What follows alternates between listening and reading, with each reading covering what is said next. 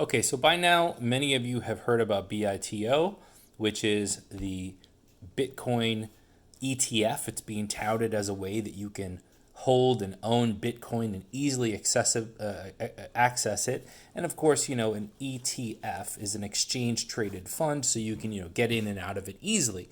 Now, the problem is that BITO actually doesn't allow you to hold actual Bitcoin.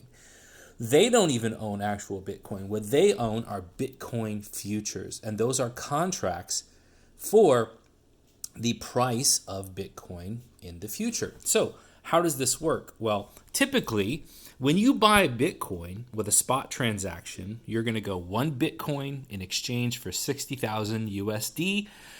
You take possession of the Bitcoin, I take possession of the 60,000 USD. We're all happy campers. You bear the gain and the loss of a Bitcoin after that. I bear the gain and the loss of the US dollar after that. We walk away.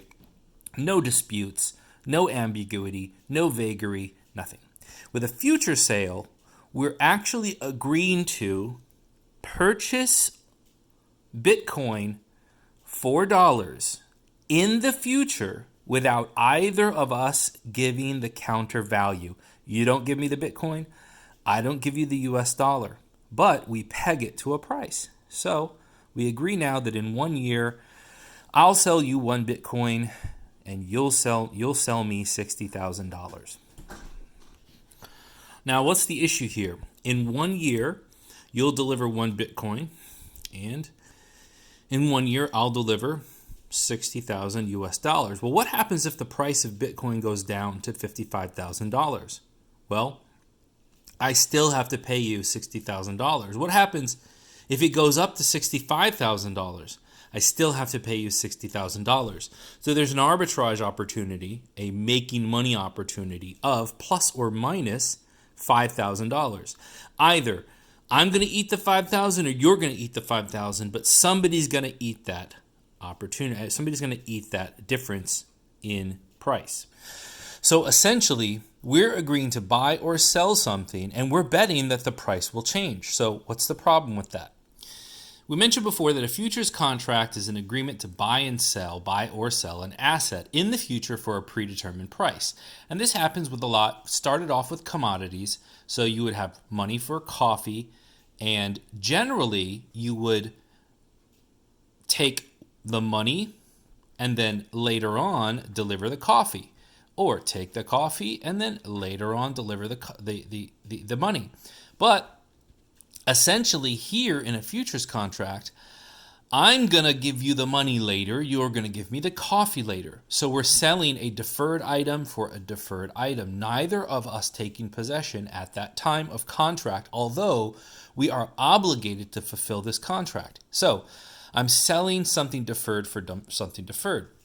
Now, in Islamic law, this is known as bay'ul kali' bil kali', selling a deferred thing for something deferred. And it is haram. Why? Well, textually, there are a few issues.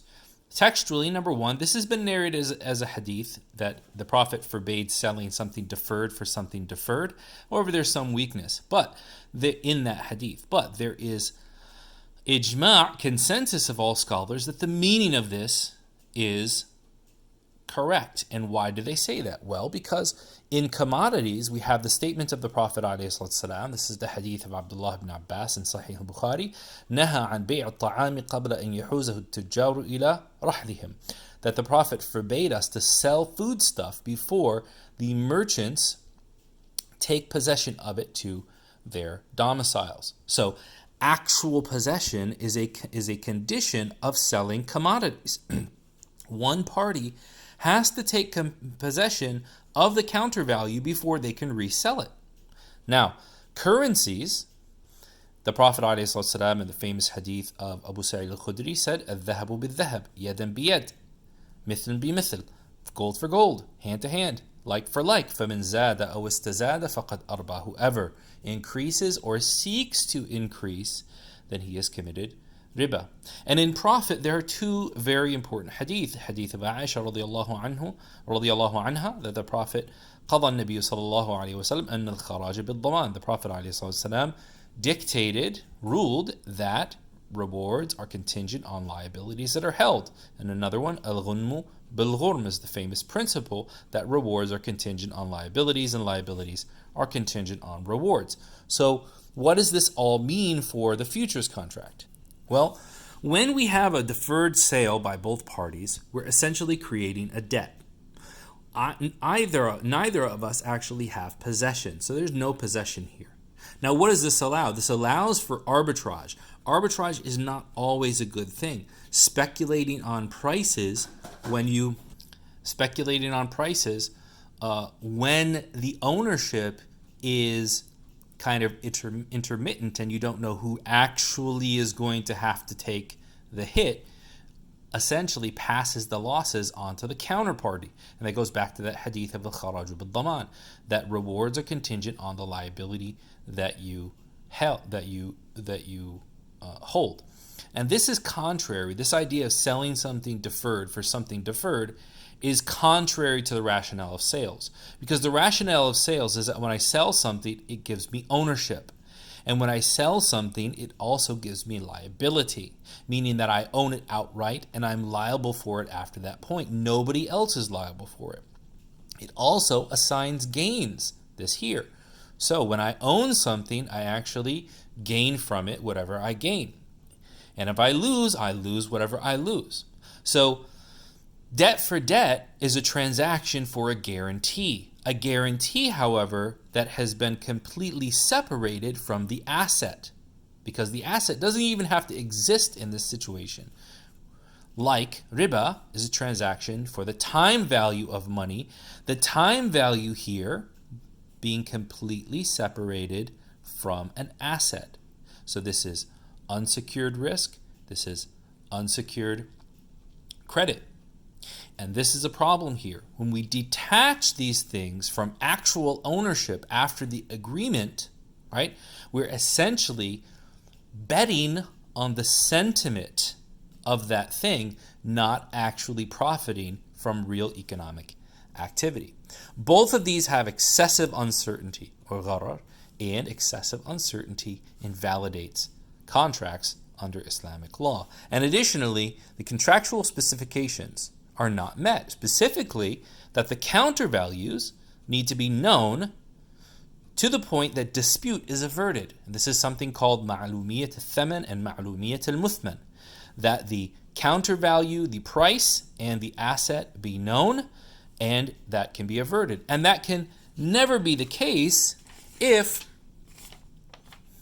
we actually don't know what the price is going to be and it is not final. Additionally, and this is probably in addition to this point 9, that the Prophet ﷺ said, "Man ba'a bay'ataini fi bay'a falahu awkasahuma aw ar-riba." Whoever sells two sales, two transactions, and combined in one, then he must take the lower of the two, or it is riba. So essentially, I'm selling here, right, without a real final price. If this was the final price, I would have delivered it, but I didn't. Why?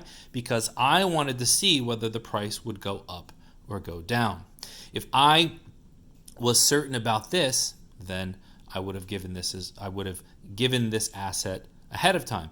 But because both of these countervalues can actually change, this is one of the reasons why we have the prohibition of riba and the stipulation that things be hand to hand, so that we can stop arbitrage on the price here and arbitrage on the price there, and we can make the countervalues known to the point that dispute is averted.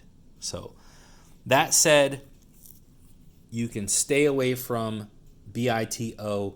You're better off just getting yourself a crypto wallet, buying actual Bitcoin, okay? Buy actual Bitcoin. Buy actual crypto and hold it in your wallet and see the gains yourself, than getting involved in something where essentially you're allowing other people to gamble with your money for the sentiment that it might go up or down. Wallahu ta'ala a'lam. Wa sallallahu wa sallam ala nabiyyina Muhammad.